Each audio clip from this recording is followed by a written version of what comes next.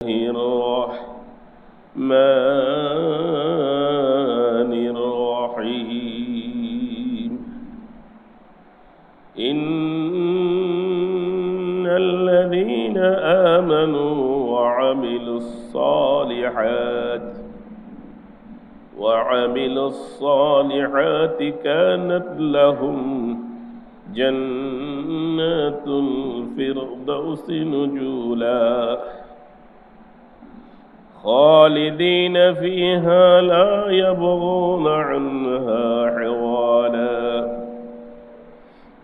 بارك الله لنا ولكم في القرآن العظيم الحمد لله আল্লাহ রব্বুল ইজ্জাতের দরবারে লাখো কোটি সুজুদ। রব্বুল আলামিন আজকের এই পবিত্র জুমা আরবি বছরের হিসাবে মুহররম মাসের প্রথম জুমা। আরবি 12 মাসের প্রথম মাস হলো মুহররম মাস। এই মুহররম মাসকে কেন্দ্র করে কোরআন এবং সুন্নতে অনেক ঘটনা এসেছে। আদম আলাইহিস সালামের সৃষ্টি থেকে শুরু করে অগণিত অনেকগুলো ঘটনা এই মুহররম মাস আশুরা উপলক্ষে শুরু হয়েছে। আলহামদুলিল্লাহ, আজকে আমরা এই খুতবার বিষয়বস্তু থেকে মূল কিছু কথা আমরা শুনবো, যেগুলো আমাদের আমলের জন্য কাজ লাগে, যেগুলো আমাদের বাস্তব জীবনে আমল করব। আর এই আমলের পরিপন্থী কিছু কাজ আমাদের সমাজে হয়ে থাকে, সেগুলো থেকে আমরা বেঁচে থাকতে চেষ্টা করব। এই জন্য কালামে হাকিমের এক ছোট্ট একটি আয়াত আপনাদের সামনে তালাওয়াত করেছি। রব্বুল আলামিন বলছেন ইন্নাল্লাযীনা আমানু, যারা ঈমান এনেছে তাদেরকে লক্ষ্য করে আল্লাহ বলছেন ওয়া আমিলুস সালিহাত, যারা নেক আমল করে, ঈমান আনার পরে যারা নেক আমল করে, আল্লাহ রব্বুল আলামিন তাদের জন্য রেখেছেন কানাত লাহুম জান্নাতুল ফিরদাউসি নুজুলা। আল্লাহ রব্বুল আলামিন তাদের জন্য জান্নাতুল ফিরদাউস নামের একটা জান্নাত রেখেছেন, যেই জান্নাতটা হলো 1 নম্বর কোয়ালিটি আমলকারীদের জন্য। যেই জান্নাতের মধ্যে নবী, রাসূল, সিদ্দিক, শুহাদা তারা থাকবেন, ওই জান্নাতে ওই তাদেরকে স্থান করে দিবেন যারা নেক আমল করে এবং ঈমান আনে। খালিদিনা ফিহা, তারা সেখানে চিরদিন থাকবে। লা ইয়াবগুনা আনহা হিওয়ালা, আর সেখান থেকে তারা কখনো বাইর হইতে চাইবে না।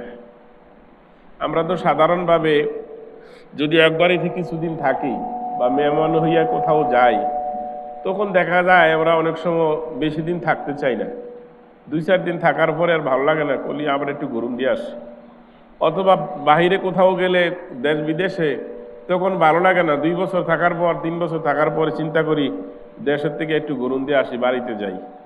কিন্তু জান্নাত এমন একটা জায়গা আল্লাহ রাব্বুল আলামিন আমাকে আপনাকে দান করবেন, যেখানে খালিদিনা ফিহা লা ইয়াবগুনা আনহা হিওয়ালা, যেখানে মানুষ প্রবেশ করলে সেখান থেকে আর বাইর হওয়ার জন্য কখনো মনে চাইবে না যে আমি একটু বাইর হই। এত নিয়ামত আল্লাহ রাব্বুল আলামিন বান্দাদের জন্য নিয়ামত নিয়ে রেখেছেন, সুবহানাল্লাহ। তাহলে এই নিয়ামত পেতে হলে আল্লাহ রাব্বুল আলামিন যে কাজগুলো করতে বলেছেন সেগুলো আমরা করতে হবে, আর যেগুলো বর্জন করা আল্লাহ বলেছেন, রাসূল বলেছেন, সেগুলো বর্জন করতে হবে।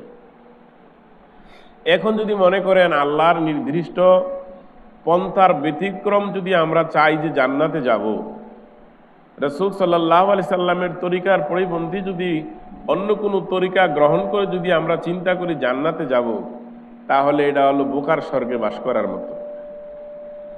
এই জন্য আল্লাহ রাসূল সাল্লাল্লাহু আলাইহি ওয়াসাল্লাম বিদায় হজের ভাষণে 100 লক্ষ সাহাবার সামনে ঘোষণা করেছিলেন তারাকতু ফিকুম আমরাইন লান তাদিল্লু মা তামাসসাকতুম বিহিমা কিতাবাল্লাহি ওয়া সুন্নাতুর রাসূল। আল্লাহ রাসূল ফরমান যে আমার তিরোধানের পরে, আমার ইন্তেকালের পরে, আমি দুনিয়া থেকে বিদায় হয়ে যাওয়ার পরে 2টি জিনিস তোমাদের কাছে রেখে গেলাম। একটি হলো কিতাব আল্লাহ, আল্লাহর কিতাব, আর একটা সুন্নাত রাসূল, আমার হাদিস। এই 2টি যদি তোমরা আঁকড়ে ধরতে পারো তাহলে তোমরা কখনো পথভ্রষ্ট হবে না। আর এই 2টি যদি তোমরা ছেড়ে দাও তাহলে তোমরা যে কোনো সময় পথভ্রষ্ট হয়ে জাহান্নামে চলে যাবে। যদিও তোমরা নামাজ পড়বে, রোজা রাখবে, হজ করবে, যাকাত দেবে, মুসলমান বলে দাবি করবে, তবু তোমরা জাহান্নামের দিকে ধাবিত হয়ে যাবে। কারণ 2টা জিনিস ব্যতীত জান্নাতে যাওয়ার কোনো সার্টিফিকেট আল্লাহ রাসূল দান করেননি। তাহলে আসুন এই মাস সম্পর্কে আল্লাহ রাসূল সম্পর্কে রাসূল সাল্লাল্লাহু আলাইহি ওয়াসাল্লামের পক্ষ থেকে আমাদের জন্য কি নির্দেশ দেওয়া হয়েছে। আল্লাহ রাসূল সাল্লাল্লাহু আলাইহি সাল্লাম মাধ্যমে আল্লাহ বলেছেন, আল্লাহ মুহররম মাস এই সম্পর্কে ইবনে আব্বাস রাদিয়াল্লাহু তাআলা আনহু বলেছেন যে মদিনা শরীফে আসিয়া ইহুদিদের 10 মুহররমের একদিন রোজা রাখতে দেখলেন। ইহাতে তিনি তাদেরকে জিজ্ঞেস করলেন, তোমরা এই দিনটি রোজা রাখতেছো কেন? তারা উত্তরে বলল, এই দিনটি পুণ্যময় দিন। আল্লাহ এই দিনে মুসা আলাইহিস সালাম এবং তার আনুগত্যশীলদেরকে নাজাত দিয়েছেন এবং ফেরাউন তার অনুমতিকে ডুবাইয়া মারছেন, এই জন্য আমরা এই দিন রোজা রাখি। কি বললেন? আল্লাহ রাসূল সাল্লাল্লাহু আলাইহি সাল্লাম বললেন যে মদিনাতে আসার পরে দেখলো এক শ্রেণীর লোক মুহররমের 10 মুহররম রোজা রাখে। 10 শব্দের আরবি শব্দ হলো আশারা। এই আশারা থেকে করা হয়েছে আশুরা। এই আশারাতে তারা রোজা রাখে। তাদেরকে জিজ্ঞেস করা হলো যে তোমরা এই মাসে রোজা রাখছো কেন? তারা বলল যে মুসা আলাইহিস সালামের কওমকে আল্লাহ রাব্বুল আলামিন এই মাসে এই দিনে সাহায্য করছিলেন আল্লাহ, এবং ফেরাউনকে ধ্বংস করে দিয়েছিলেন তার জাতি সহ। এই সম্মানার্থে আমরা রোজা রাখি। আল্লাহ রাসূল সাল্লাল্লাহু আলাইহি সাল্লাম বললেন, তোমাদের চেয়ে বেশি হকদার হইলাম আমি, কারণ মুসা আলাইহিস সালাম হলো আমার নবী।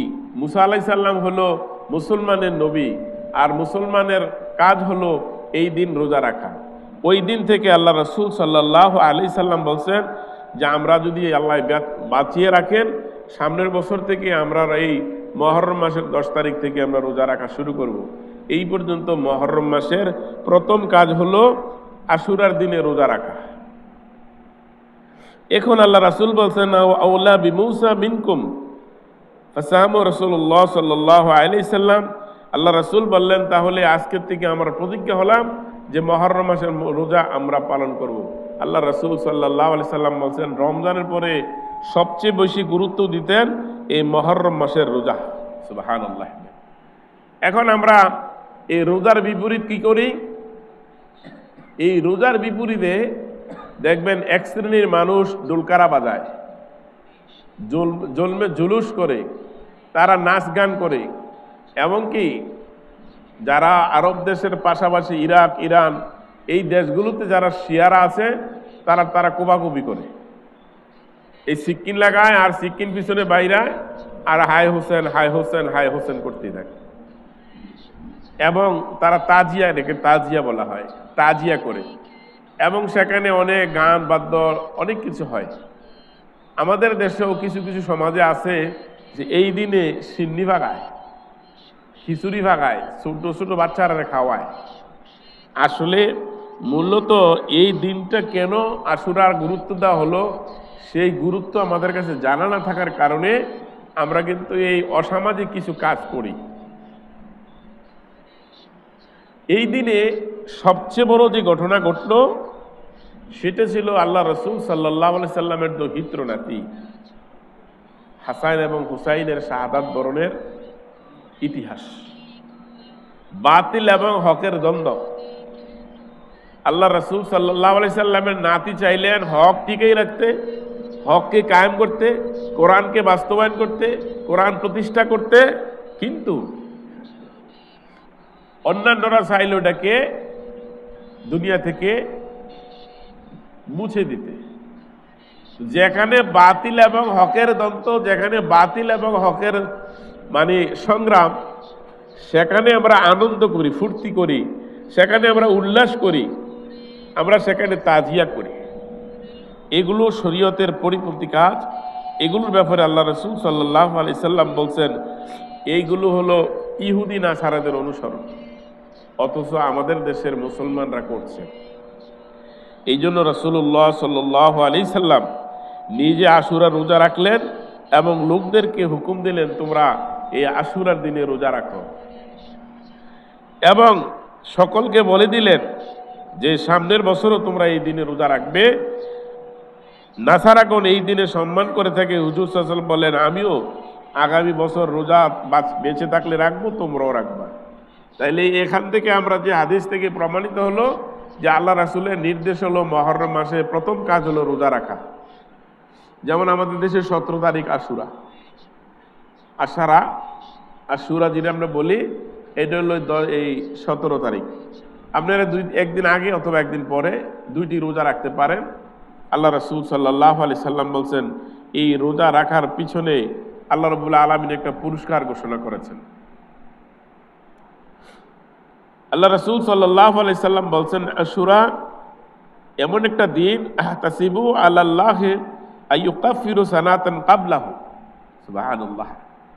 আল্লাহ রাসূল সাল্লাল্লাহু আলাইহি সাল্লাম বললেন, খুশখবরি হলো ওই তাদের জন্য যারা এই আশুরার সময় রোজা রাখলো।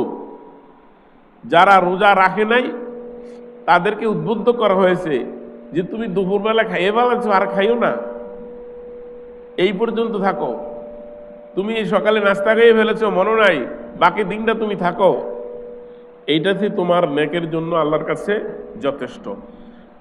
আল্লাহ রাসূল সাল্লাল্লাহু আলাইহি সাল্লাম বললেন, যেই ব্যক্তি এই আশুরার রোজা রাখলো তার জন্য আল্লাহ রাব্বুল আলামিন নিজে পুরস্কার ঘোষণা করছেন। ইউকাফিরু কাফফারা হিসাবে সাইয়াতা, আপনার আমার গুনাহগুলোর কাফফারা দিবেন আল্লাহ। আবলাহু, পূর্বের যত গুনাহগুলো আছে সমস্ত গুনার কাফফারা হলো আমাদের জীবনের গুনাহগুলো আল্লাহ মাফ করে দেবেন। সুবহানাল্লাহ। 1 বছর রোজা রাখলে যেই সওয়াব আল্লাহ আপনাকে দেওয়ার কথা আল্লাহ রাসূল সাল্লাল্লাহু আলাইহি সাল্লাম বলছেন, এই মুহররম মাসের একটা দিন রোজা রাখলে গত 1 বছরে রোজা রাখলে যে সওয়াব হইতো, এই সওয়াব আপনার আমল নামায় আল্লাহ লিখে দিবেন। সুবহানাল্লাহ। তাহলে সময়টা কি? সময়টা হলো 17-18 তারিখ, দুইটা দিন যদি আমরা রোজা রাখতে পারি, আল্লাহ রাসূলের ফরমান, আল্লাহর পক্ষ থেকে ঘোষণা হলো আপনার আমার জীবনের গুনাহগুলো আল্লাহ মাফ করে দেবেন। সুবহানাল্লাহ। এবং আরেকটা পুরস্কার কি? খালিদিনা ফিহা, এবং জান্নাতে প্রবেশ করাবেন, যেখান থেকে আপনি আমি বাইর হওয়ার জন্য কোনো চিন্তাই করব না। এই জন্য আল্লাহ রাসূল সাল্লাল্লাহু আলাইহি সাল্লামের জিন্দেগিতে যেই বিষয়গুলো স্পষ্ট, যেই বিষয়গুলোর মধ্যে কোনো দ্বন্দ্ব নাই,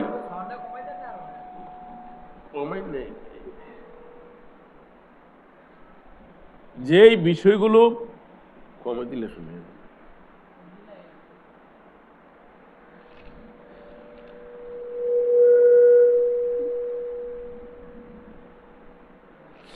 যেই বিষয়গুলো পরিষ্কার স্পষ্ট, এগুলো আল্লাহ রাসূল সাল্লাল্লাহু আলাইহি সাল্লাম বর্ণনা করে গেছেন। আর যেগুলোর মধ্যে স্পষ্ট নয় সেই সম্পর্কে আল্লাহ রাসূল বলছেন, যেগুলো তোমাদের জ্ঞানে নাই, যেগুলো তোমাদের জানা নাই, যেগুলো তোমরা জানার, এগুলো তোমাদের জানার জন্য চেষ্টাও করো না, কারণ চেষ্টা করতে গিয়ে তোমরা বিভ্রান্তে পড়ে যেতে পারো। এই জন্য আল্লাহ রাসূল সাল্লাল্লাহু আলাইহি ওয়াসাল্লাম বর্ণনা করেছেন যে তোমাদের কাফফারা হিসাবে গুনাহগুলো মাফ করে দেওয়া হবে যদি তোমরা এই মুহররম মাসে রোজা রাখো। এরপরে বলছেন, মুহররম মাসকে আল্লাহর এক বড় দান বলে মনে করেন, ইহার সম্মান করুন, এই মাসে অধিক ইবাদত করুন, এই মাসে বিশেষ প্রকারের তাজিয়া করা আপনারা যেন গুনাহ না হন, কেননা এইরূপ তাজিয়ার কোনো প্রমাণ শরীয়তে নাই। এই যে তাজিয়া, আপনারা খেয়াল করছেন কিনা, বিশেষ করে বাহরাইন, কাতার, ওমান, ইরানে, ইরাকে শিয়াদের বেশি উৎপত্তি। এই শিয়াদের পরিচিতিটা আপনারা যদি না জানেন তো আপনাদের বিশ্বাস হবে না আসলে তারা কি। শিয়ারা হলো আল্লাহ রাসূল সাল্লাল্লাহু আলাইহি ওয়াসাল্লামের ইন্তেকালের পরে হযরতে আলী কারিমুল্লাহ ওজহু যখন ক্ষমতায় ছিলেন, আপনারা জানেন কিনা জানি না, বিশেষ করে 2-3 জন সাহাবা যাদেরকে দুনিয়ায় থাকতে আল্লাহ জান্নাতের শুভ সংবাদ দিয়েছেন, হযরতে আবু বকর, ওমর, ওসমান, আলী রাদিয়াল্লাহু তাআলা আনহু আজমাইন, এবং অন্যান্য আরো আশারায়ে মুবাশশারা 10 জন সাহাবার জান্নাতের শুভ সংবাদ আল্লাহ দিয়েছেন। হযরতে আলী কারিমুল্লাহ ওজহু ইন্তেকালের পরে এই রাষ্ট্র ক্ষমতা কে চালাবে, কে নিবে, কে রাষ্ট্রের কর্ণধার হবে, এর মীমাংসা কিন্তু আল্লাহ রাসূল সাল্লাল্লাহু আলাইহি সাল্লামের জীবদ্দশায় করে যান নাই। যেমন রাসূল সাল্লাল্লাহু আলাইহি সাল্লাম ইন্তেকাল করলেন, ইন্তেকাল করার পরে আল্লাহ রাসূল সাল্লাল্লাহু আলাইহি সাল্লামের জানাজা সাথে সাথে হয়নি।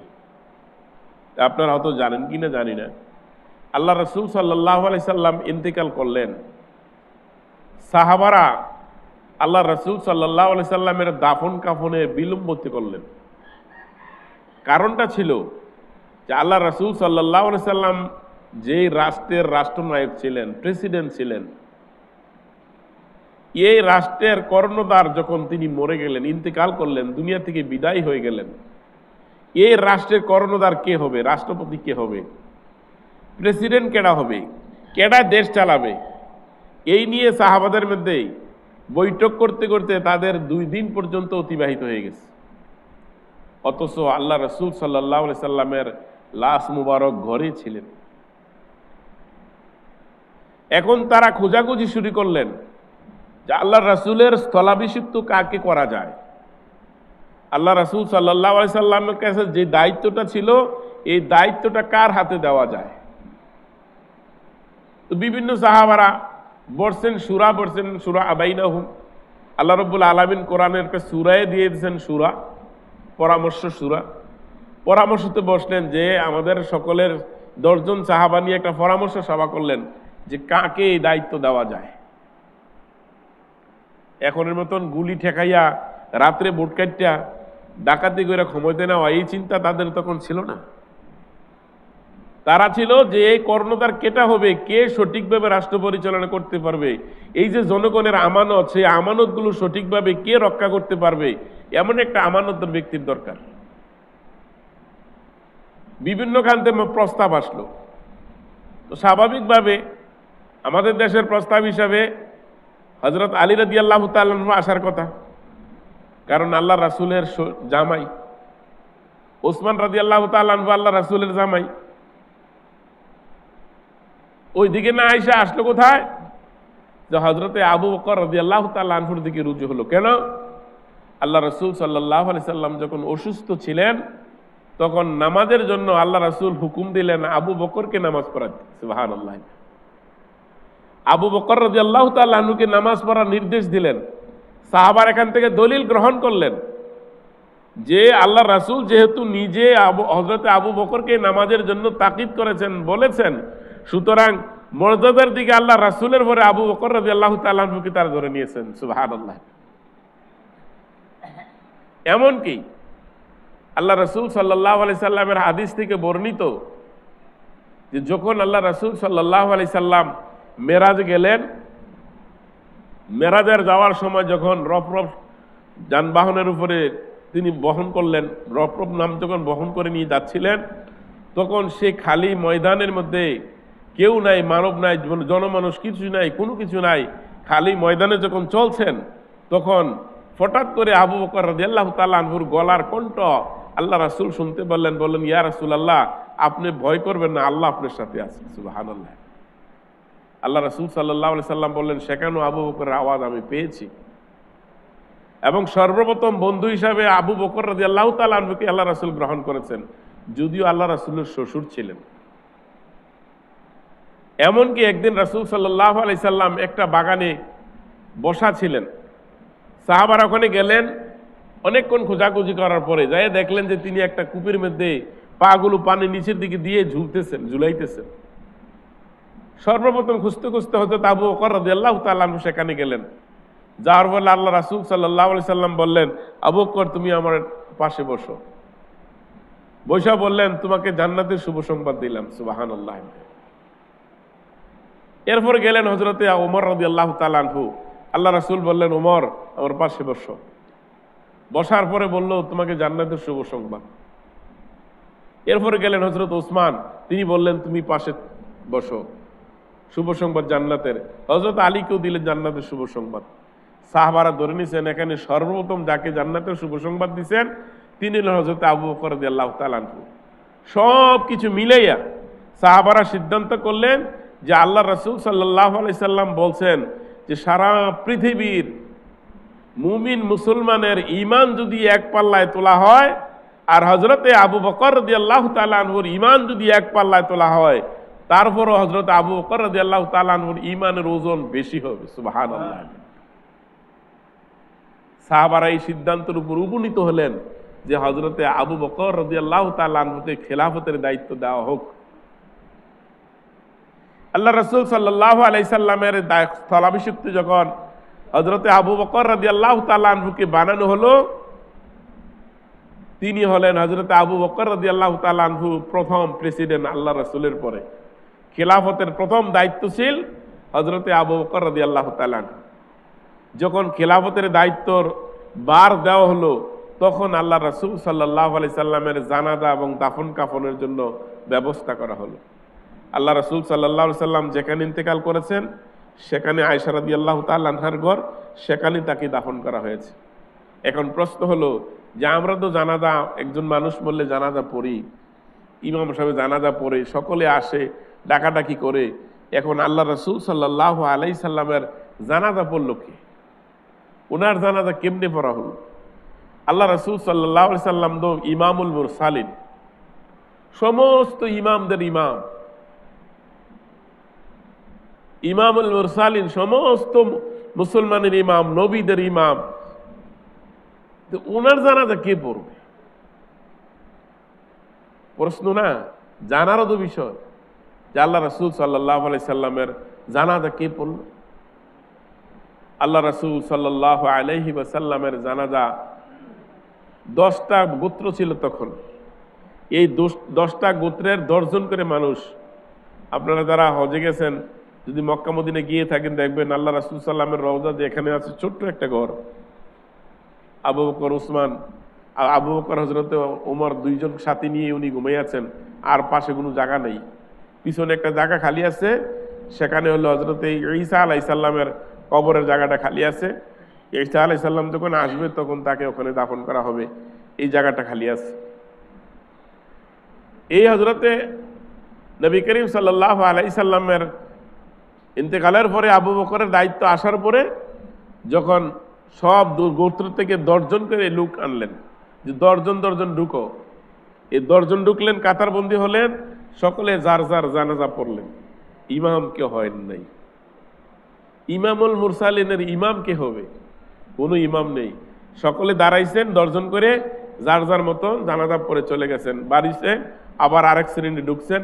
এইভাবে 10 জন ভাইরা, এই 10 গোত্রের তারা যখন জানাজা পড়ে শেষ করছেন, তখন আল্লাহ রাসূল সাল্লাল্লাহু আলাইহি সাল্লামকে দাফন করা হয়েছে। এই যে রাসূল সাল্লাল্লাহু আলাইহি সাল্লামকে দাফন করার বিলম্বিত হওয়ার কারণটা হলো, খেলাফতের দায়িত্ব আবু বকরের হাতে না দেওয়া পর্যন্ত আল্লাহ রাসূলের দাফন হয়নি। তাইলে বোঝা গেল আল্লাহ রাসূল সাল্লাল্লাহু আলাইহি সাল্লাম বললেন যে মানুষ মরে গেলে তাড়াতাড়ি দাফন করো, অথচ তারা রাসূলের হাদিসকে অমান্য করলেন। কেন রাসূলের হাদিসকে অমান্য করলেন? এই জন্য যে খেলাফতের দায়িত্বটা সবচেয়ে বেশি গুরুত্ব ছিল, সেই গুরুত্বপূর্ণ কামটা শেষ না করা পর্যন্ত আল্লাহ রাসূলের দাফন প্রয়োজন মনে করেন নাই। অথচ আজকে খেলাফতের দায়িত্ব যারা বসে আছেন, আজকে খেলাফতের দায়িত্ব যারা আসছেন, সংসদে এমপি মন্ত্রী যারা আছেন, তারা কিন্তু এই গুরুত্বপূর্ণ মনে করে নাই, ওখানে আছে নিজের পেটকে বাঁচানোর জন্য, এই পেট পূজারের জন্য আছেন। কিন্তু খেলাফতের দায়িত্ব আল্লাহ রাসূল সাল্লাল্লাহু আলাইহি সাল্লাম যেই ভাবে নিয়েছিলেন, যে দায়িত্বে নিয়েছিলেন, আবু বকর রাদিয়াল্লাহু তাআলা আনহু যে শর্তের উপরে খেলাফতের দায়িত্ব নিয়েছিলেন, সেই দায়িত্বের অনুভূতি আমাদের মধ্যে নাই। যদি থাকতো তাহলে 10 লাখ টাকা খরচ করে মেম্বার হওয়া, চেয়ারম্যান হওয়া কোনো যুক্তিকতা ছিল না। আমি টাকা খরচ করে মেম্বার হব কেন? জনগণের সেবক যদি হতে চাই, জনগণের সেবা যদি করতে চাই, জনগণ যদি মনে করে আমার দিয়ে সেবা নিবে, জনগণই তো আমার জন্য ভোট দিবে, জনগণ আমার জন্য কাঁদবে। আমি জনগণের জন্য কাঁদবো তখন যখন আমাকে তার দায়িত্ব বানাই দেওয়া হয়। এমনি করে রাসূল সাল্লাল্লাহু আলাইহি সাল্লাম ইন্তেকালের পরে আবু বকর রাদিয়াল্লাহু তাআলা আনহুর খিলাফত আসলো। আবু বকর রাদিয়াল্লাহু তাআলা আনহুর ইন্তেকালের পরে হযরতে ওমর রাদিয়াল্লাহু তাআলা আনহুর উপরে খেলাফত আসলেন। হযরতে ওমর রাদিয়াল্লাহু তাআলা আনহুকে হত্যা করা হয়েছে, তিনি শাহাদাত বরণ করেছেন। তার শাহাদাতের পরে হযরত উসমান রাদিয়াল্লাহু তাআলা আনহুর উপরে খেলাফতের দায়িত্ব এসেছেন। হযরত উসমান রাদিয়াল্লাহু তাআলা আনহুকে ফজরের নামাজের পরে কোরআন তেলাওয়াত অবস্থায় তাকে হত্যা করা হয়েছে। হযরত উসমান রাদিয়াল্লাহু তাআলা আনহুর ইন্তেকালের পরে হযরত আলী রাদিয়াল্লাহু তাআলা আনহু খিলাফতের দায়িত্ব আসলেন। তার ইন্তেকালের পরে হযরতে হুসাইন রাদিয়াল্লাহু তাআলা আনহু কে দায়িত্ব দেওয়া হলো। এরপরে আসলো হাসান রাদিয়াল্লাহু তাআলা, হাসান রাদিয়াল্লাহু তাআলা আনহু বড় ছিলেন, তার উপরে দায়িত্ব আসলো। এরপর আসলো হুসাইন রাদিয়াল্লাহু তাআলা আনহু। কিন্তু এর ফাঁকি দিয়ে বিরাট সময় একটা গ্যাপ। হযরতে ইমাম মুয়াবিয়া রাদিয়াল্লাহু তাআলা আনহু কুফার গভর্নর ছিলেন, তিনি সেখানে আমিরের দায়িত্ব নিয়ে নিলেন। ইচ্ছা করে আমিরের দায়িত্ব নিয়ে সেখানে যখন ক্ষমতা ছিলেন, তখন দুইটা ভাগে বিভক্ত হয়ে গেল মুসলমান। এক শ্রেণী বিভক্ত হয়ে গেলেন হযরতে হুসাইন রাদিয়াল্লাহু তাআলা আনহুর পক্ষে, আরেক শ্রেণী হয়ে গেলেন হযরত মুয়াবিয়া রাদিয়াল্লাহু তাআলা আনহুর পক্ষে। দুনো শ্রেণীই মুসলমান, কাউকে কাফের বলা যাবে না, দুনো শ্রেণীই মুসলমান ছিলেন। কিন্তু শেষ পর্যন্ত দেখা গেল যে কুফাবাসীরা হযরতে হুসাইন রাদিয়াল্লাহু তাআলা আনহুকে চিঠি দিলেন যে আমরা তোমার কাছে বায়াত হব, আমরা এই রাষ্ট্র ক্ষমতা তোমার হাতে দিয়ে দেব, তুমি আমাদের কুফাতে আসো। তিনি উনার পরিবার সহ নিয়ে যখন চলছেন সেখানে, তখন অনেক সাহাবারা বলছে আপনি যাইেন না, যাওয়ার দরকার নেই। কুফাবাসীরা এমনও হতে পারে আপনার সাথে বেঈমানি করবে, প্রতারণা করবে। কিন্তু তারা যে প্রতারণা করবে কিছু কিছু আজ সাহাবারা বুঝতে পেরেছিলেন, আর তারাও সেখানে এমন একটা ফাঁদ আটকাইলেন যে হুসাইন রাদিয়াল্লাহু তাআলা আনহু আসলে বলতে তাকে হত্যা করা হবে। তিনি সরল মনে তার দলবল নিয়ে সেখানে গেলেন। যুদ্ধের কোনো প্রস্তুতি নয়, কথা বুঝেন, যুদ্ধের জন্য যান নাই, খেলাফতের দায়িত্ব। এবং সেখানে এই আমরা যারা বায়াত বিল্লাহ হাফিজ সাহেবের কাছে গেলে যে বায়াত হই, বায়াত গ্রহণ করি, সে বায়াত বিল্লাহর জন্য তাকে যখন চিঠি দেওয়া হলো তিনি সেখানে গেলেন। কিন্তু যেতে যেতে কারবালার প্রান্তরে যাওয়ার পরে দেখা গেল যে অবস্থাটা তার অনুকূলে নয়, তিনি চিন্তা করলেন যে আমি যেখানে এখানে আসলাম, এখানে আসার তো আমার জন্য বিপজ্জনক হয়ে গেল, আমি ফিরবো, ব্যাক করবো, আমি পিছনের দিকে চলে যাব। দেখা গেল যে না, পিছনের দিকে আসার কোনো সুযোগ নেই। সেখানে তারা হযরত মুয়াবিয়া রাদিয়াল্লাহু তাআলা আনহুর ছেলে ছিলেন ইয়াজিদ, ইন্তিকালের পরে ইয়াজিদের হাতে ছিল দায়িত্ব। ইয়াজিদের সেনাপতি ছিল সেই ইয়াজিদের সেনাবাহিনী, এবং অনেক অনেক ইতিহাস লম্বা চল, ওদিকে যাচ্ছি না। তিনি তখন কি করলেন, পুরা কারবালাকে তিনি গ্রাউ করে ফেললেন। তখন তিনি বললেন যে আমি তো যুদ্ধের জন্য আসিনি, কুফাবাসী আমাকে চিঠি দিয়েছে আসার জন্য, আমি আসছি, তোমরা যদি বায়াত গ্রহণ করো আমি থাকবো, আর না আমি চলে যাব, আমি যুদ্ধের জন্য আসিনি। তিনি শর্ত দিলেন যে না, তুমি যেতে পারবে না, যুদ্ধ করতে হবে। বলছে আমি তো যুদ্ধের জন্য আসিনি। আমি হয় মদিনাতে ফিরে যেতে দাও, আমার খেলাফতের দরকার নেই, আমি চলে যাব। শেষ পর্যন্ত বাধ্য হয়ে যুদ্ধে তাকে নামানো হয়েছে। তৎকালীন সময় একটা ব্যবস্থা ছিল যে একটা তরবারি থাকবে, মানে খাফের ভিতরে, প্যাকেটের ভিতরে থাকবে, যখন কোনো প্রয়োজন হলে আত্মরক্ষার জন্য সেটা ব্যবহার করলো। কিন্তু শেষ পর্যন্ত দেখা গেল যে তারা যখন চতুর্দিক দিয়ে গ্রাহ করে ফেলেছেন, যুদ্ধ করতেই হবে, বাঁচতে হবে, ওই বাঁচার জন্য কিছু সংগ্রাম হয়েছে, যুদ্ধ হয়েছে, আর সেখানে মুসলমানকে তিলে তিলে ক্ষয় হতে হয়েছে, এবং সেখানে হযরত হুসাইন রাদিয়াল্লাহু তাআলা আনহুকে শাহাদাত বরণ করা হয়েছে। এবং সেখানে হযরত হুসাইন রাদিয়াল্লাহু তাআলা আনহুর সাথে যে মর্মান্তিক ব্যবহার করা হয়েছে, অত্যন্ত কঠিন ব্যবহার করা হয়েছে। এমনকি তার গর্দান কেটে মাথাকে তারা ফুটবল বানানো হয়েছে। অথচ তৎকালীন সময় কিছু কিছু ব্যক্তিরা বলছেন যে পাষাণ্ডরা, যেখানে আল্লাহ রাসূলের মুখ মুবারক, আল্লাহ রাসূল সাল্লাল্লাহু আলাইহি সাল্লাম যেখানে চুমু খেয়েছেন, আল্লাহ রাসূলের মুখের লালা যার গায়ে লেগেছেন, যার ঠোঁটে লেগেছেন, গালে লেগেছেন, তার উপরে তোমরা লাথি মারছ। সেই মর্মান্তিকভাবে, কঠিনভাবে তাকে হত্যা করা হলো, এবং তার এই মাথার মুন্ডকে তখন ইয়াজিদের দরবারে নেওয়া হয়েছিল যে এটা হলো আপনার শত্রুর মাথা। এইভাবে তাকে প্রাণ দিতে হয়েছে, শুধু একটাই কারণ ছিল, আল জাআল হাক্কু ওয়া জাহাকাল বাতিল ইন্নাল বাতিলা কানা যাহুকা। তিনি চেয়েছিলেন হক সত্য প্রতিষ্ঠিত হোক, হকটা প্রতিষ্ঠিত হোক, মিথ্যা বিলুপ্ত হোক, কিন্তু জাতিরা দেয় নাই, তাকে সেখানে মর্মান্তিকভাবে হত্যা করা হয়েছে। যারা হত্যা করলেন তারা নামে মুসলমানও ছিলেন, কেউ কাফির ছিলেন না। আজকের দিনও দেখেন আমাদের রাষ্ট্র ক্ষমতায় যারা আছে নাম কাওয়াস্তে অধিকাংশই মুসলমান, কিন্তু এরপরে অত্যাচার জুলুম যাদের উপরে করা হচ্ছে তারা অধিকাংশই মুসলমান, ওই তাদের সিলসিলা এখনো জারি আছে।